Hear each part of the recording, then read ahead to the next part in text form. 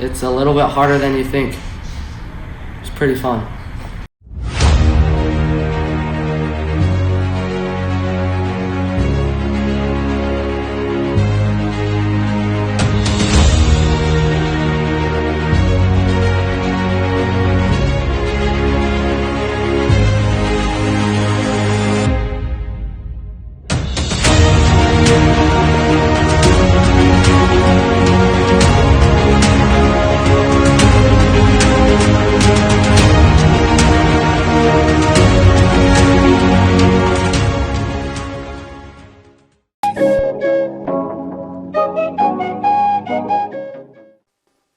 Hey Calvin, how's it going today? Man, I've been chilling, failing all my classes, but it's okay. Oh look, there's someone at the door. Oh. Do you know this person? I do not. I don't think we should let him in. I don't think so either. It is not a good idea to let people in the school. Could be dangerous and harm others' safety. No.